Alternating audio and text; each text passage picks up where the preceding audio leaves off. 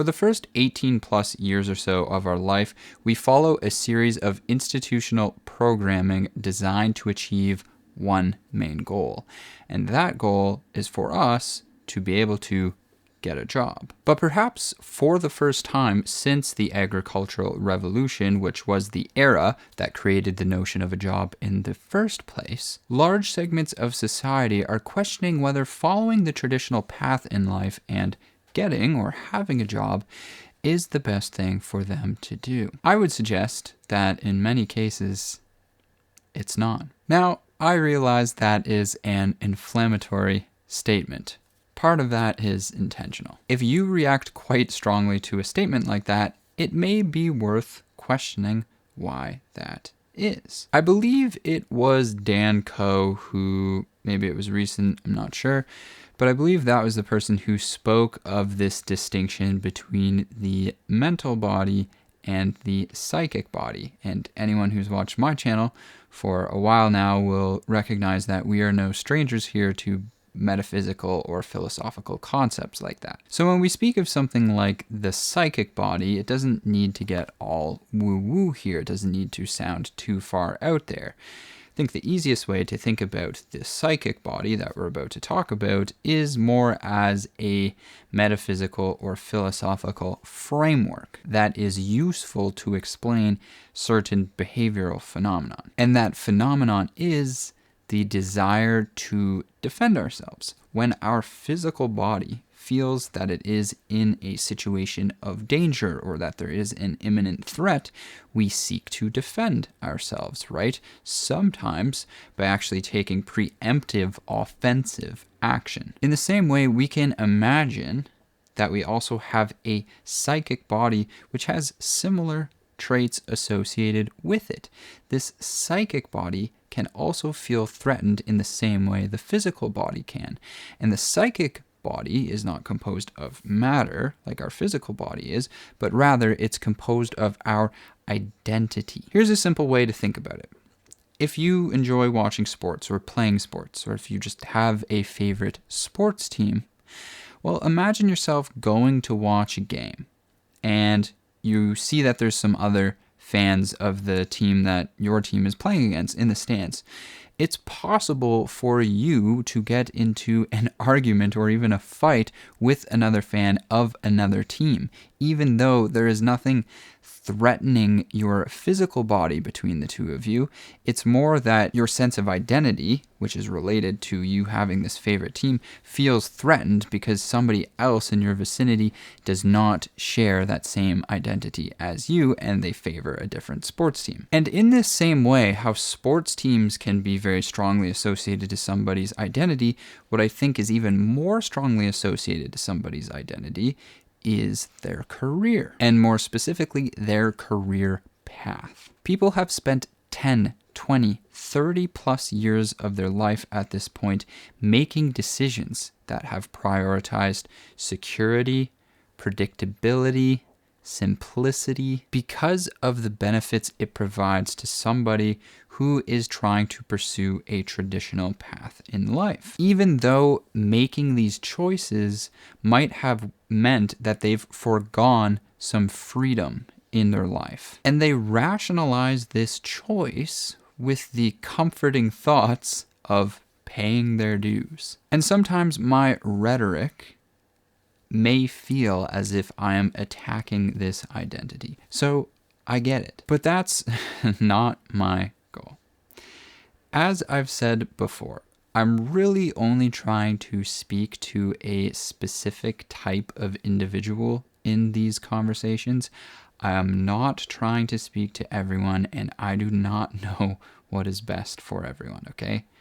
I'm not the right guy for that. If you are happy with your current career, if you are happy with your current state of financial independence, physical independence, mental independence, if you are happy with your sense of meaning and fulfillment in life right now, or just your overall picture of how you relate to the universe, if you're content and happy with all that, then honestly, I recommend clicking off this video because it is really not for you. But for everyone else who has a question, a concern, or a desire to change any one or multiple of those things, then this is for you. And I really hope that it can help. Because I had questions, I had concerns, and I had desires to change all of those things in my life.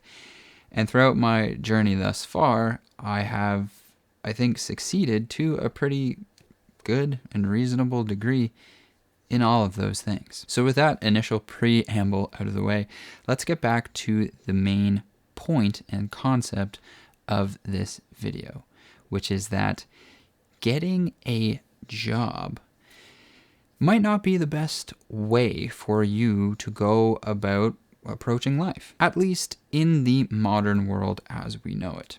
If we go back a generation, if we lived in a previous generation, maybe my answer would be different. In fact, it probably would. But today, this is my position if you desire these criteria in your life. And those criteria are a high degree of financial independence, a high degree of mental and physical independence, a strong sense of meaning and fulfillment, and a confident understanding of your place in the universe. I list these criteria because they are very important to me.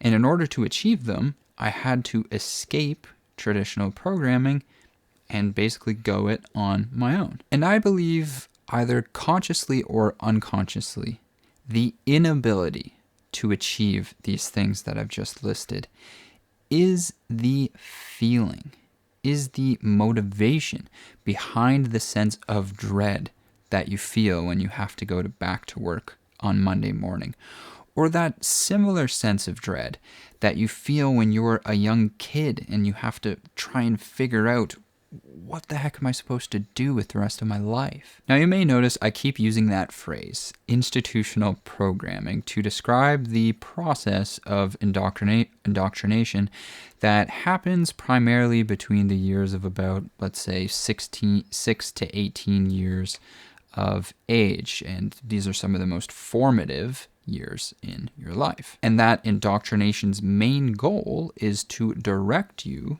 towards getting a job, primarily through the programming of the education system. But let's pause here for a moment, because I want to be very clear that I'm not talking about this indoctrination or this programming, these types of words, in a conspiratorial sense.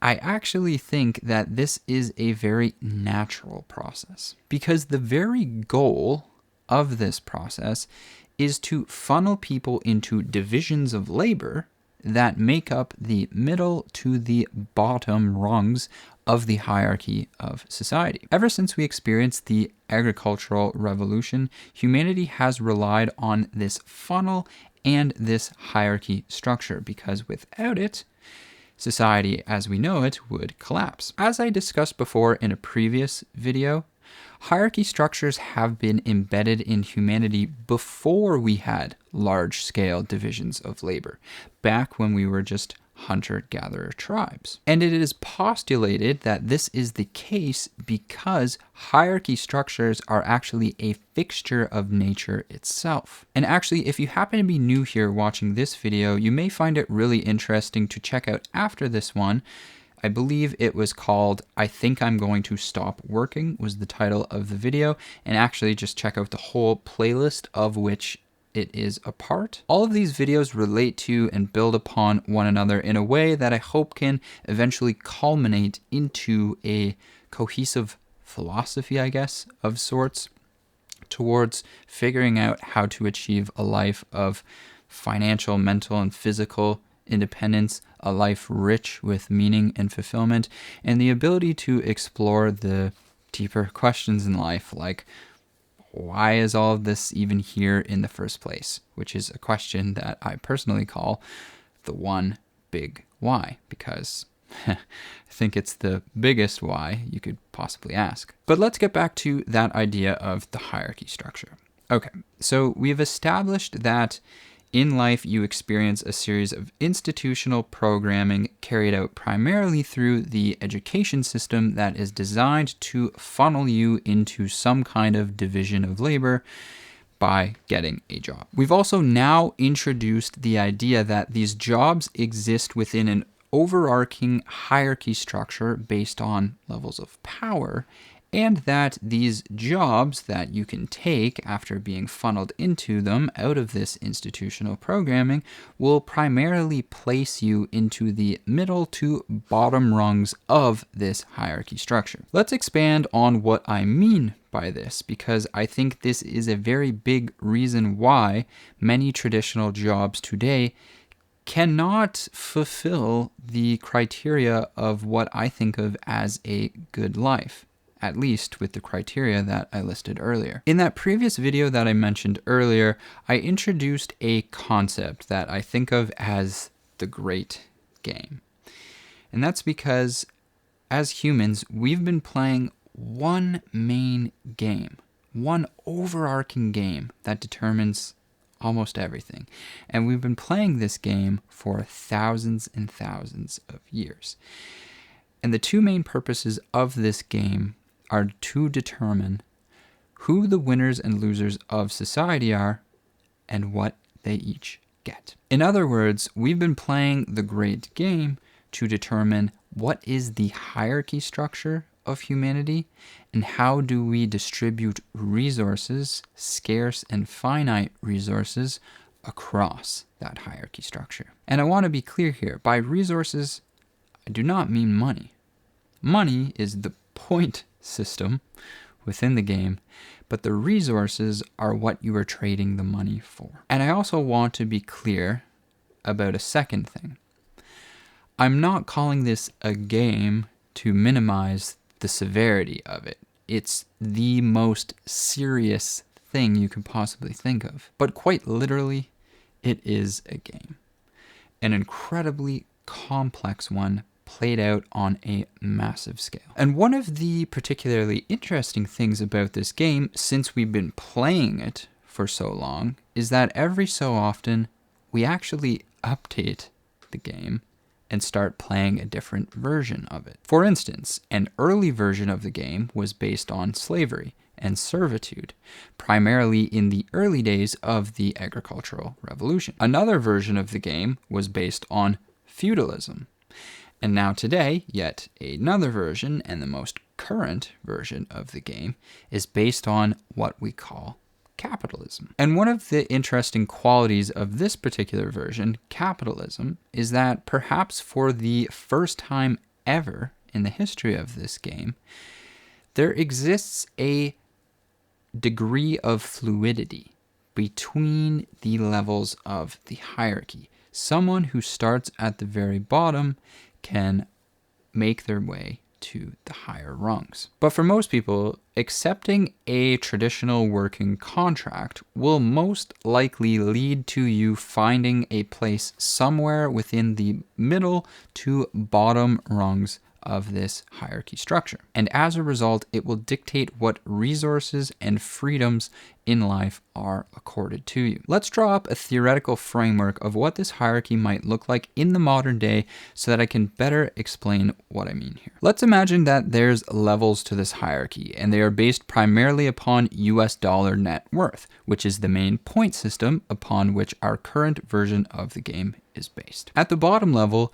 you find people with zero or negative net worth. These people are wholly and utterly dependent upon exchanging their labor for money, and therefore they have the lowest levels of freedom and power, and the highest levels for compulsion for labor. They are doomed if they don't work, so they must. Their lives are utterly dictated by the demands of the workplace. When you wake up, where you must be, what you must do, who you must listen to, when you can eat, when you can stop and go home, what you can express, the list goes on. There is often a very clear distinction between life at work and life at home, almost as if you were two very separate and distinct individuals. Many of us start here in life. I personally did. At the next level up, you find people with a net worth between $1 and $10,000. These folks are still quite dependent upon exchanging their labor for money, and therefore the majority of their lives will still be dictated by labor.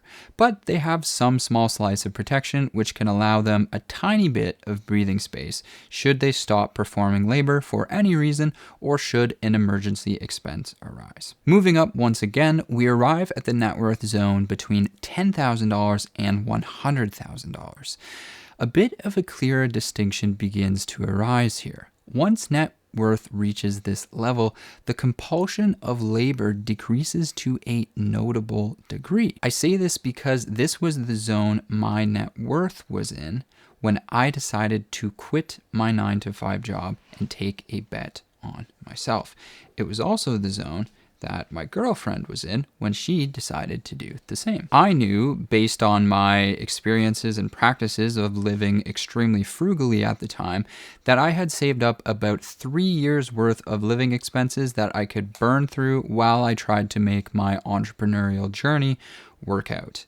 Fortunately for me, I only actually had to use about 1 month's worth of that money or something, not a whole 3 years. But hey, I was prepared to. But this zone is also significant because some power actually begins to come into play. In the hierarchy, I would define power as the ability to influence the game itself, or more specifically, to be able to build things within the game that change it. You see, the vast majority of people are players. They have to play within the game as it's been built and as the rules have been determined by people who are higher up in the hierarchy structure. But once you gain the ability to start your own ventures, you gain the ability to build for yourself, perhaps first at a small scale, but then eventually maybe at a larger scale. And this is actually another key feature of the current version of the game: capitalism. Capitalism is built on the ability for individuals to compete with one another for the acquisition and then subsequent direction of capital, which can be simply described as money and productive structures and resources within the game. This becomes even more apparent at the next zone, between $100,000 and $1 million. Here, financial independence has increased to such a degree that some people feel confident fully releasing themselves from the workforce or simply working on their own terms. They also gain the ability to build greater ventures or invest in them in an impactful way. There's actually a very important point I want to make about this zone between $100,000 and $1 million and the next zone between $1 million and $10 million. And that very important point is that these are the zones within which most people try to retire in life. This is very important to realize because it signals something very important. At the 7-figure level of wealth within the current game as we play it, you gain a very, very powerful ability. And that ability is to confidently relinquish yourself from the compulsion of labor forever. In normal speak, we call this retirement. All retirement is a certain level of financial independence. But for most people, we only reach this somewhere around the age of 65 because the game is constructed in such a way that most people only reach this level of financial independence at around the time that they're no longer really useful in the workforce anyways. But if you can reach here before that, you've actually gained a tremendous amount of freedom and started to acquire some degree of power that can actually be used to make you a serious player within the game. Many people who've turned $0 into their first $100,000 or gone from $100,000 to their first million, many people, myself included, say the same thing. And the first one is by far the hardest. But conversely, when someone gets to $10 million, that person going from $10 million to $100 million is not inconceivable. It's actually relatively easy compared to going from $0 to $1 million. That's because there's a clear distinction between the hierarchy levels of this game and the way capital accumulates as you climb up it. From the top zone, at $100 billion plus, down to $100 million, this section I would call the builders section. Not only are they completely free from the compulsion of labor and have access to any resource they could possibly want, they are also primarily the people who build things within the game. YouTube, the platform that I am now speaking to you on, this is a key piece of infrastructure that was built by people to exist inside of this game. And as a result, the people who built it have reaped tremendous rewards, which in this case is US dollars. And this tremendous amount of US dollars has now given the builders the ability to acquire and direct even more capital. The rest of the zones below the 8-figure mark, I would categorize as the civilian level or the player level. You play within what is built by the builders to varying degrees of freedom. So to bring this full circle, institutional programming, which is primarily carried out by the education system, which was a thing built by the builders and within which we players are forced to play, this all culminates in you being funneled into some division of labor and getting an according job. And the reason I keep saying job in air quotes is because all a job is behind the social branding and conditioning and packaging of that term, all it is a role you take in the game based on its current version and what has been built inside of it. So the question I want to ask to you today, after saying of everything I've just said, the main thing I want to try and achieve with this video is the answer to this question, is for you to be able to answer this question. Do you see yourself as, do you identify as a player or a builder? To be clear, there is absolutely nothing wrong with either of these things. We need both of them, and people are perfectly happy being either of them. The reason I ask is because my inquiry is more directed towards trying to uncover whether there has been potentially a mismatch of your own identity, which I know from experience can be quite painful. For a long period of time, I did not understand why it pained me so much to be in a traditional workforce, to be under a hierarchy structure, to follow orders which were not my own. It appeared to pain me to a far greater degree than the people around me. And I now know the reason why is because I was in the wrong role. And it's possible that you may be too. If that's the case, then fortunately for you and I believe that this great game is undergoing another rather massive shift. One that allows small-scale builders to be able to find a path in life. I don't have any desire to be a builder on the level of somebody like Elon Musk. My greatest ambition in life is to try and answer the one big why, which is an endeavor that I highly doubt is going to yield me capital in excess of $100 billion. But rather, I desire to be able to create and to express myself, to build small projects, and to live a life dedicated towards those criteria that I listed earlier. A high degree of financial independence, a high degree of mental and physical independence, a strong sense of meaning and fulfillment, and a confident understanding of my place in the universe. And so far, I'm quite content with the healthy progress I've made towards those ideals. And the way I've done that is sort of accidentally, but now looking back on it, I can see what I've actually done. And that was to participate in this thing that I think of as the information revolution.